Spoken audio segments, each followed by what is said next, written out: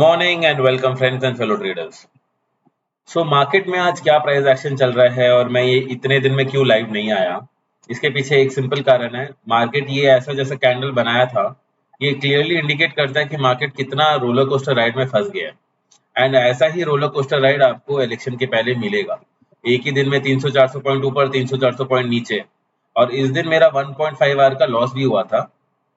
And ऐसा ही market आपको आगे भी मिलता रहेगा।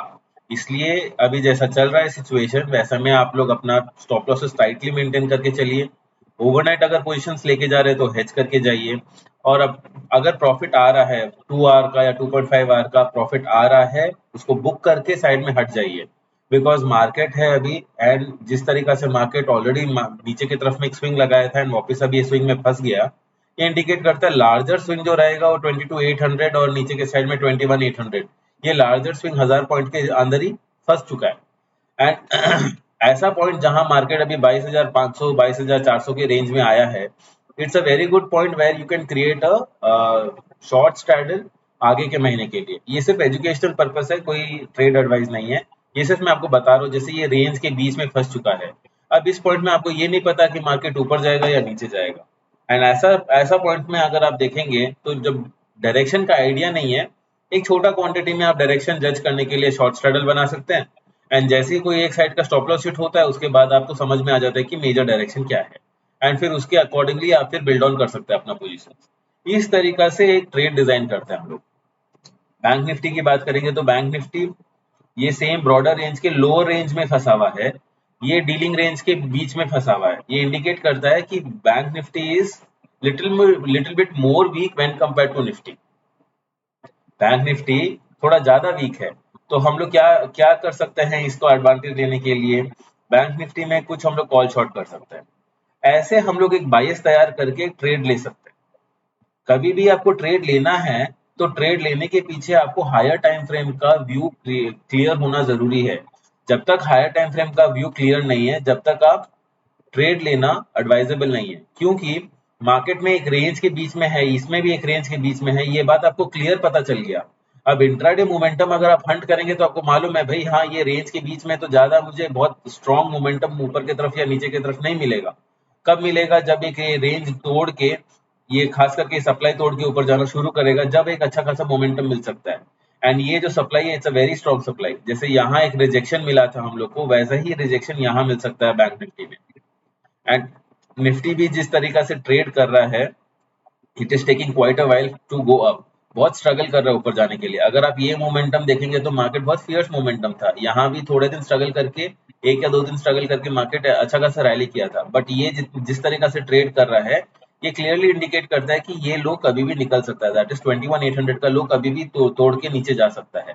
हो सकता है आज जाए, कल जाए, परसों जाए, या ये महीने में जाए नहीं, नेक्स्ट महीने में जाए, बट ये लो कभी भी ब्रेक हो सकता है। Now this low is a weak low. And अगर आप ये हाई भी देखेंगे तो बहुत मार्जिनली हाई ब्रेक किया है ये। सो ये हाई जब ब्रेक नहीं कर पाया है, there is a very high probability कि ये लो ब्रेक करके नीचे की तरफ में ट्रैवल करना शुरू कर दे। एंड इस पॉइंट में जैसा ये रैली को आके यहाँ आ चुका है, this is a very good place where we can go short with a very tight stop loss of 22,800। तो 400 पॉइंट का स्टॉप लॉस रहेगा। एंड अगर इसको नीचे की तरफ ब्रेक करके नीचे नीचे जाना शुरू कर देता है, that would give us a very good almost 800 1:2 का तो रिस्क टू रिवॉर्ड है पोजिशनल ट्रेड्स में। तो ऐसे हम लोग एक बायस फॉर्म करते हैं। इस तरीका से हम लोग देखते हैं मार्केट को हायर टाइम फ्रेम को ध्यान में रखते हुए। वैसे ही आपको सीखना होगा कि जब आप हायर टाइम फ्रेम को देखते हैं, जब एक सबसे सिग्निफिकेंट कैंडल होता है वीकली कैंडल। अब आप देखेंगे यहाँ एक अच्छा स्ट्रॉन्ग बेरिश कैंडल बना था एंड इमीडिएटली बाद एक स्ट्रॉन्ग बुलिश कैंडल बन गया। ऐसा पॉइंट में कितने भी बड़े से बड़े ट्रेडर रहने दीजिए, सब लोग कंफ्यूज हो जाता है कि मार्केट का डायरेक्शन क्या है। एंड उसके बाद एक वीक जो आता है वो एक नॉन डायरेक्शनल वीक रहता है। आप यहाँ भी देखेंगे, कहीं भी देख लीजिए, यहाँ ऐसा कुछ हुआ था, एक नॉन डायरेक्शनल वीक मिला। अगर आप यहाँ भी देखेंगे, ये दोनों होने के बाद एक नॉन डायरेक्शनल वीक मिला। तो ऐसा क्यों ये होने के पीछे रीजन क्या आता है? ये रीजन आता है, मार्केट में पता नहीं रहता है कि भाई डायरेक्शन क्या जाएगा, यहाँ मंदी का करे या तेजी का करे। जो बेयर्स है उन लोग भी बहुत एग्रेसिवली शॉर्ट करते हैं, जो बुल्स है वो भी एग्रेसिवली बाई करते हैं। तो that creates a confusion candle, that is doji type of candle. हाँ, ये चीज कब मेजरली लागू होता है? जब एक साइडवेज डायरेक्शन में है मार्केट।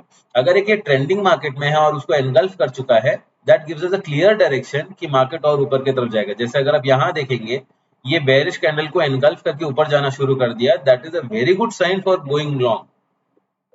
बट अगर ये चीज अगर साइडवेज मार्केट में हो रहा है, जहां मोमेंटम फेड होना शुरू हो चुका है, उसके बाद there is a very high probability that we get a doji kind of candle. तो इस तरीका से आप मार्केट रीड करते हैं on the higher time frame. Higher time frame में हर एक कैंडल का सिग्निफिकेंस बहुत ज्यादा इंपॉर्टेंट है। जैसे आप लोअर टाइम फ्रेम पे आते जाएंगे, उतना ही नॉइज बढ़ते चले जाएगा।